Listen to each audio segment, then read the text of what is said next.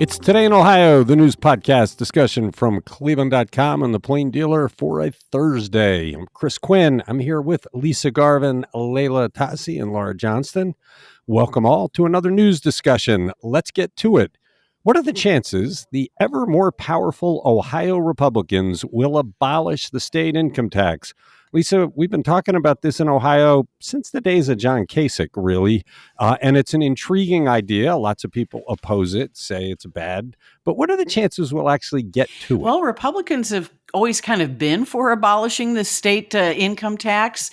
Senate Bill 327 was sponsored by 1/3 of the GOP members of the Ohio Senate. And this bill, which has been sitting around for about a year, will cut non-business income tax by 10% a year for 10 years. It will be taken up not in this lame duck session, so it will be taken up by the 2023 supermajority legislature. The thing with the state income tax, it generates $10.8 billion a year. So the question becomes, how do you replace that? And most of the money, that would be lost would be coming from the $50 billion general revenue fund that's been $50 billion for the last couple of years. And that's where most of the cuts would occur. So 40% of the general revenue funds would have to be cut to make up for the loss. And that's about $23 billion. That's about what's earmarked for primary and secondary education in the general fund budget. Other things that would get hit hard: higher education, health and human services, prisons, and local governments could lose up to $1.8 billion. So this would require a significant shrinking of government services. According to Jack Schiller, who's with Policy Matters Ohio, he calls this wildly irresponsible. He says that, the education losses would fall to local property owners, most likely, and in form of increased taxes. And Greg Lawson with the conservative-leaning Buckeye Institute, he's a fellow there. He says it could be done in a prudent fashion, but he says they need to determine what that prudent fashion is. So the other way you could make up for this $10.8 billion is to raise taxes. It was done previously, as you said, by Governor Kasich in 2013. He raised the state sales tax to the current 5.75%, and that created a 10% tax cut. So basically what's happening is they're moving from income taxes to consumption taxes. So that would mean taxes like the commercial activity tax, cigarettes and tobacco, insurance policy taxes, the fracking severance tax. So they would really have to look for, and that would be, I think they would have to raise the tax rate by 4 points to make up for this loss. I maybe it's because I've been a journalist for 40 years, but I'm a big believer in choking government. We've all seen government squander enormous sums of money. The Cuyahoga County Council has squandered $115 million just in the past year, as we've detailed. So I like this idea. I know Zach Schiller's saying, it'll cripple services, but when I lived in Florida, they didn't have an income tax, and the government had to be lean. They had to operate lean. They had an influx of residents bringing some cash, but Ohio governments have never really been forced into austerity or efficiency, and it's frustrating. It's like colleges and universities never have had the same kind of efficiency efforts that we've all had in the for-profit business world. So I like this idea. You do wonder how these guys would cut. I mean, would they cut all the services to poor people Right. so that they can continue to take care of their pet projects? But the only thing that reins in government is limiting the dollars. Otherwise, we have abuse. Well, in Texas, and of course in Houston, I think the sales tax rate is like I could be wrong. It might be higher now, but it's like 8.25%. So that's about almost 3 points higher than it is here in Ohio. But it's, we don't think about it because we've never had state income tax in Texas. So you just pay the sales tax and you just move on. So I don't know. It would be a hard switch to make, and $10.8 billion is a big gap.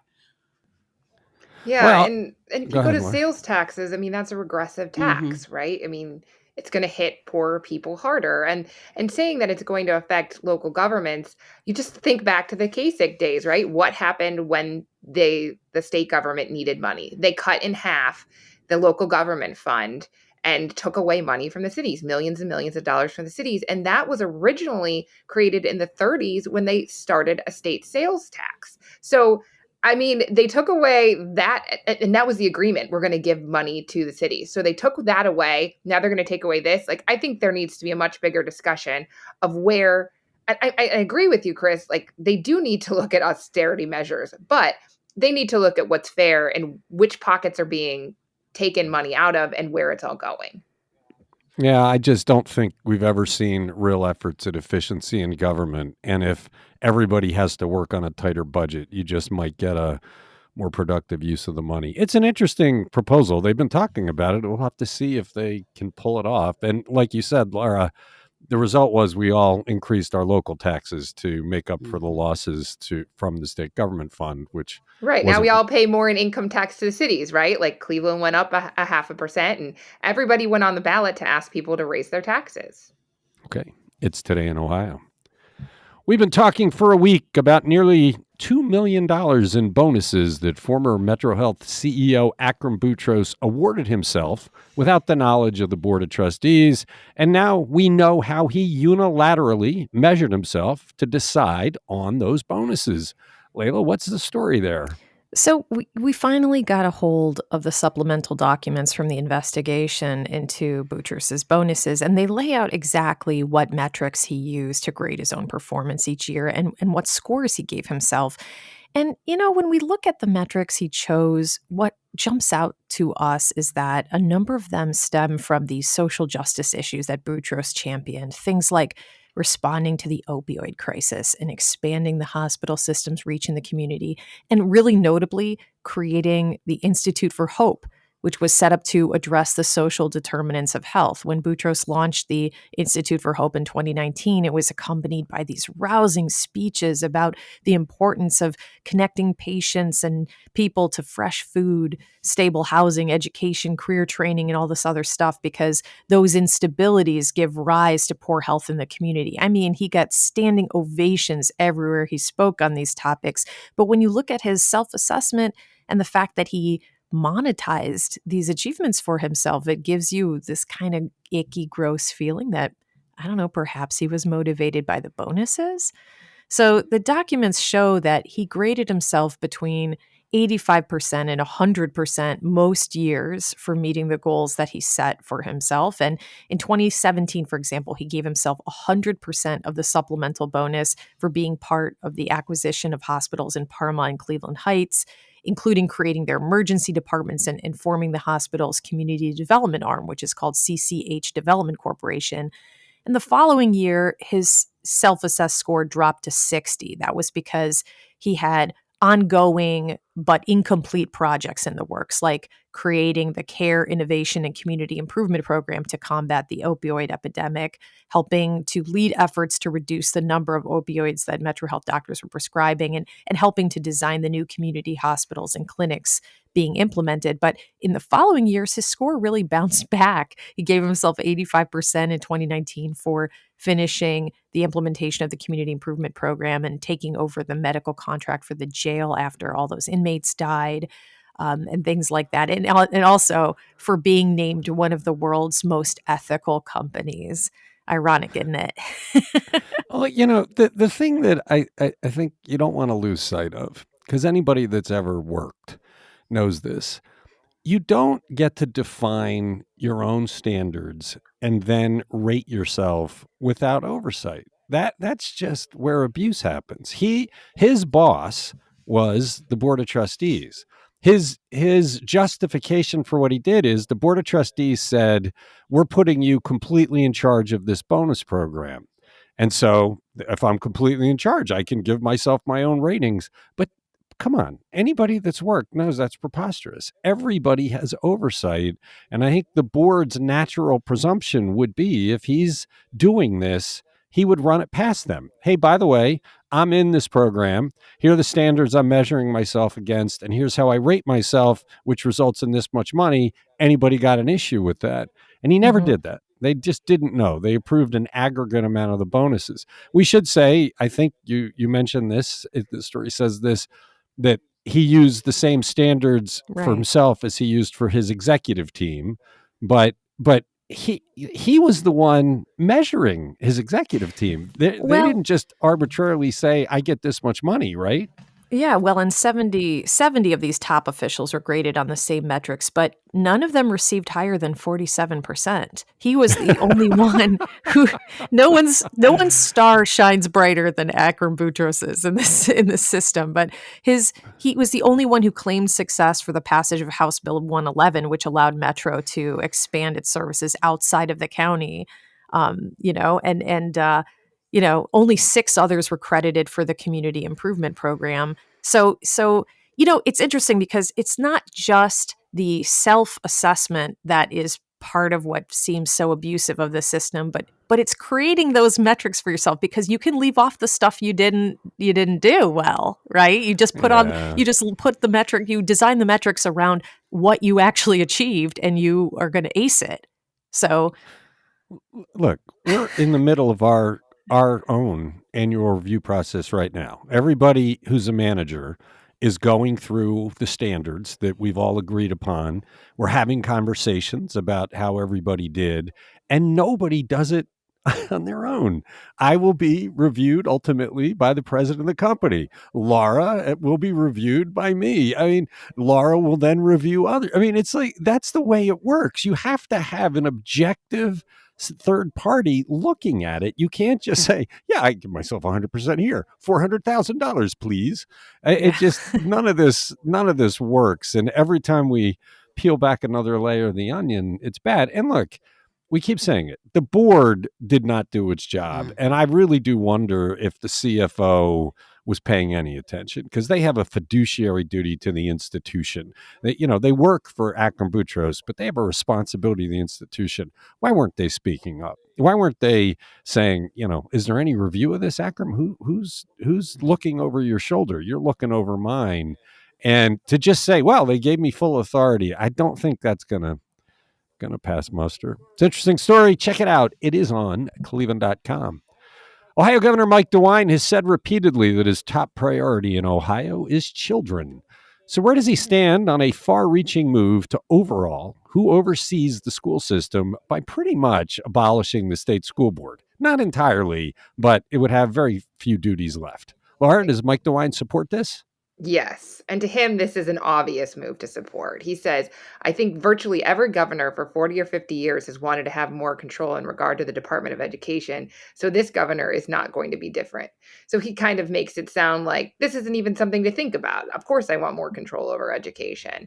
So yeah, this would gut the powers of this state board of education, most of whom are elected by the people of Ohio, and give his office more oversight of education. It would also sandwich it in with workforce. And so it would be the Department of Education and Workforce with 2 divisions, one for primary and secondary education, one for workforce training, and the cabinet official would oversee this department.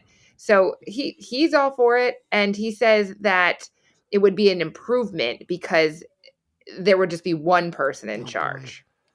Well, why maintain the school board at all if we do this? Because they would still be around for like teacher certification or something. But what's the point? Why not do what some other states do and have a Department of Education?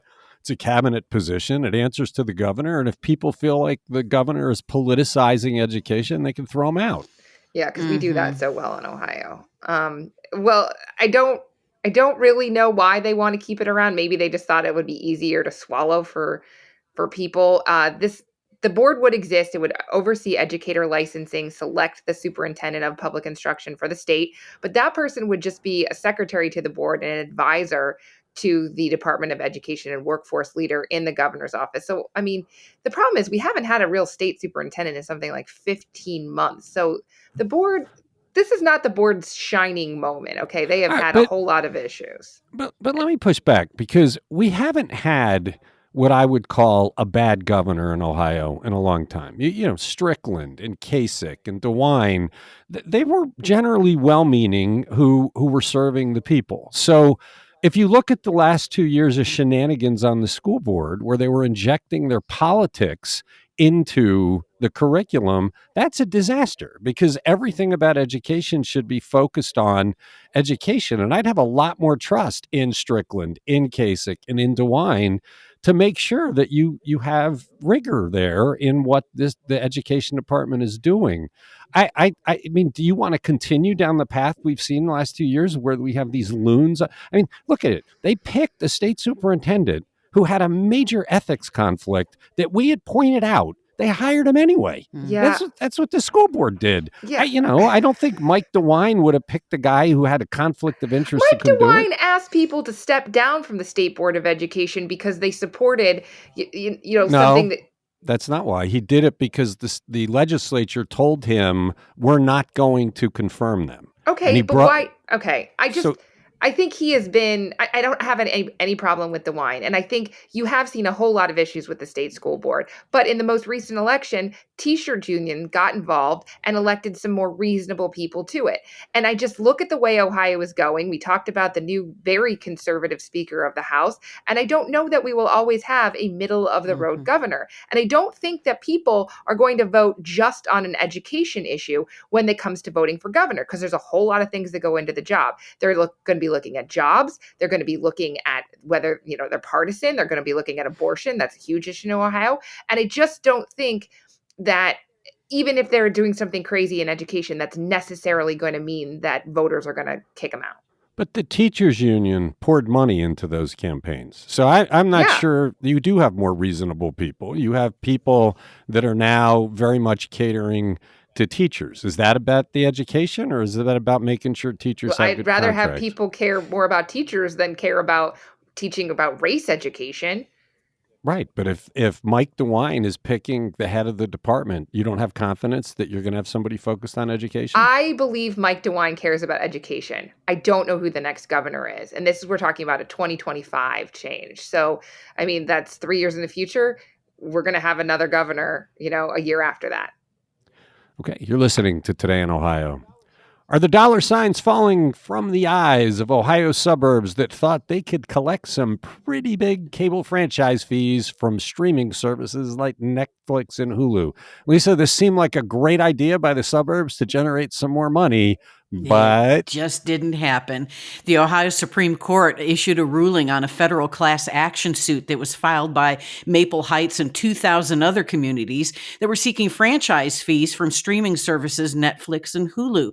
And this case is currently in federal judge James Gwynn's court, but he forwarded it to the Ohio Supreme Court to settle two issues. The biggest issue is, are Netflix and Hulu video service providers? You would think they are, but a 2007 law imposed a fee that's equal to 5% of gross revenues in each city that predates both Hulu and Netflix streaming. But the Supreme Court ruled that the law requires companies with wires and cables in public rights of way must pay these franchise fee, not content that's delivered via the internet. So in the opinion, which was unanimous, Justice Michael O'Donnelly wrote that, the equipment in question here for streaming services belongs to the customers, not to Netflix or Hulu. And then the second question was whether Maple Heights even had the authority to sue. The Supreme Court found that they lack the authority under law. The opinion said that the legislature knows how to grant local authority, but they didn't do so in this case. So the ruling returns the case to James Gwynn's court for final adjudication. You do wonder why the legislature is not passing a law to do this. Let's face it. Anybody who subscribes to Netflix, to Hulu, to any of them, they're doing business with them. I mean, you're paying. You don't get it through your cable subscription. You're paying Netflix. You're paying Disney Plus. So why aren't they taxing that? I mean, it seems like an easy one because that's now how people watch television. I get the Supreme Court saying, you don't have the mechanism now. But then you got to sit back and say, well, why don't we? We're talking about abolishing the income tax, getting a tax on the streaming services that are making a lot of money in our communities would be a way of generating. Seems like a giant loophole to me. quite honestly. Yeah, me I mean, too. it's basically predicated on physical wires and cables in a right of way. I mean, so yeah, I think this is just a question of legislature catching up to technology. Okay, it's Today in Ohio. Should anyone be surprised that Ohio Senate President Matt Huffman supports Frank LaRose's move to make Ohio less democratic by taking power away from voters? He is the guy, after all, who was key in thwarting the voters' will regarding gerrymandering. Layla, what's his position on making it harder for citizens to change the state constitution? Of course, he supports this proposal. Surprise! This proposal would require a proposed amendment to the state constitution to get 60% approval in a statewide vote. That compare that to the current 50% plus one vote threshold. He says times have changed. 100 years ago, the idea was that the people should be permitted to force change upon a government that wouldn't yield to the wishes of the people. But today, Huffman says state government is more accessible and transparent than it used to be. Yeah. And I don't know, maybe some state governments, but not ours. And he says that the constitutional amendment process has basically been hijacked by special interests. He pointed to the 2009 amendment in which a group of casino interests enshrined a permanent gambling monopoly in the state constitution. That amendment even included the exact locations of the permitted casinos. So Huffman is saying the process isn't being used as it was initially intended. So I guess it should be made more difficult to achieve the voters approve that. More than half the voters. That's what democracy's about. I know. You can almost say this is a massive conspiracy to disenfranchise Ohioans. First, they disobey the will of the voters, but they disobey the will of the voters to create fair districts. So they remain horribly gerrymandered, not representing Ohio in the way Ohio is. The one mechanism people have to overcome the tyranny of the gerrymandered government, which is what we have now, is to change the Constitution and force it down their throats. And they're trying to stop that. This is the most undemocratic proposal we've seen yet. I mean, It was undemocratic to do what they did with gerrymandering, and Huffman was key, and Frank LaRose, Secretary of State, was key. They're taking it up a notch. And you just have to hope that Ohioans realize by voting for this, you're giving away your ability to control your government. Right. I mean, so his support means that the state legislature is more likely to move this along. If they approve it, the next step is for it to go to voters during the next statewide election. So we're talking as early as May 2nd. And that would definitely be in time for it to influence the outcome of really important potential constitutional amendments like abortion rights. I mean, and for example, Michigan voters last month approved abortion protections with 55% support. That would not have passed in Ohio under these new guidelines. So hopefully voters will find this affront to the principles of democracy so offensive that they'll reject it out of hand. Well, not just that. I think this could have long legs. Anybody who was behind this move could be tarred forevermore. These guys all want to be higher up politicians. LaRose is rumored to be running for the Senate, and this could stick to them. When you have groups like the League of Women Voters going, whoa, stop, this is as undemocratic as it gets, and you rally voters against it, people running against these guys can use this. Frank LaRose, the most undemocratic of state leaders, don't vote for him for the U.S. Senate. It'll be another. I mean, it won't be right away, and people's memories are short. And also, can you wait to see what kind of ads they come up with? If they're going to make Jennifer Brunner trying to put criminals on the street to hurt your child, what are they going to come up with to say about this one? Yeah, this one is so in the face of democratic government that I think this could blow up in their faces. Look, this is what happens when you have gerrymandered power and supermajorities. It goes to your head, and you just get more and more greedy until it collapses on you. I think this is the move that could cause that. It's so ridiculous a move. The majority of Ohioans want a Roe v. Wade state. And this minority of people that don't want us to have that are going to rig the government to block it. I don't think regular Ohioans, even those who voted for Trump, are going to agree to give up their right to governance. If we do, we're moving into a fascist state. That Hearing was you like say that, Chris, is like Groundhog Day. Like you say that about everything. You're I'm like, an optimist. faith in the people of gerrymandering is the Ohio. thing. Ohioans are never going to stand for this, complete abuse of what their will was when they passed that. No. Well, no, I don't just think. remember Look at We the haven't outcome. seen a vote on that yet, though. I think there'll be another system put before voters, and they'll prove it. No, but all of the players skated right on through to re-election. Nobody took a that's hit true. for that. It just reminds me of the quote in the Derek Marin story that Jeremy wrote about he does what the right thing is, whether it's popular or unpopular. And like the whole point of a democracy is that what you're doing should be the will of the people. It should be popular. Frank LaRose is just super bad news. He is one of the worst people on the political stage right now and leading this charge. It's just so scummy. Didn't say a word about it before Election Day when he was running for re-election. But once he got reelected, he comes out with this nonsense. It's Today in Ohio. Mental health issues were a problem before the pandemic, but have jumped dramatically during the pandemic. What does Governor Mike DeWine plan to do to help people in distress? Laura. He wants to put millions of dollars towards expanding services and research and job development. And he wants to put this proposal to lawmakers next year as part of his state budget plan. So we don't know exactly how many millions of dollars he's talking in total. This was just his announcement that he intends to do this. But it will include building a new behavioral health research hub in the state, conducting a quote unquote landmark study of the root causes of mental illness and addiction, and ensuring that Ohioans can get a full range of mental health services wherever they live. So he also renewed his proposal that he put forth earlier this year to use $85 million in federal coronavirus aid for paid internships and residencies for aspiring mental health workers, because we know it is hard. There's never enough services in this field, and it's hard to get people into it. Okay. You're listening to Today in Ohio. Ohio State University is notoriously lacking in transparency, despite being a public state university with state funding. So should we be surprised, Lisa, by how little we know about the reasons for the announcement that the OSU president is leaving just 2.5 years into the job? And is retiring Senator Rob Portman interested in taking on the job? So yes and no would be the quick answer to that. But yeah, OSU President Christina Johnson on Monday announced her resignation via letter, did not give any reasons, not even more time with family.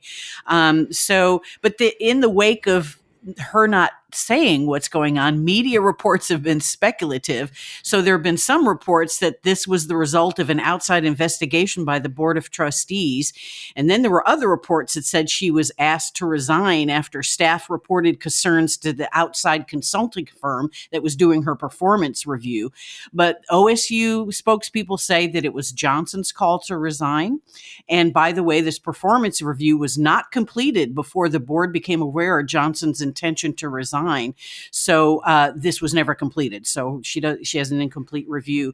But they did praise her many accomplishments: increased research and development focus, increasing tenure track faculty to 350 to reduce class sizes, improving OSU in the U.S. News and World Report rankings. So she did some great things, but why she left, we do not know. I'm sure that cleveland.com and Plain Dealer is trying to dig up the facts there. But as for outgoing U.S. Senator Rob Portman, he said he was asked, approached by non-OSU people to become the next president, but he said he's not interested, although he is a big fan of Christina Johnson. Yeah, it just every time we deal with Ohio State, they use subterfuge and things to block it. Something happened here. You don't leave after 2.5 years. That's bizarre. There's something, and the number of rumors going around, I won't mention them because they're defamatory, but the stuff that I was hearing just yesterday was so over the top. And that's what happens when you're not transparent. I mean, we had the similar situation with Metro Health. They weren't going to release the report about why they had fired Akram Boutros, re-raised hell. They released it. Everybody understands it now, and it helped clear the air. Ohio State should clear the air. There are so many people that care about this university. they owe it to them to say what happened, but they play these games. It's just like with the sex offenses in their wrestling department and things like Yeah. that. They really try to block anybody from knowing And what's I don't know going if it's a on. barn burner reason. I mean, because she's staying on until next May. So, I mean, she's going to continue, and finish out the academic year. So it's not like they're trying to, and they said it was her call. So we'll have to dig and see what the facts are. Yeah, we will. It's just it leads to really specious speculation that's probably worse than the real reasons because they're so darn secretive. It's Today in Ohio. That does it for Thursday. We got one more day discussion this week about the news. Come back tomorrow. Thanks, Lisa. Thanks, Layla. Thanks, Laura.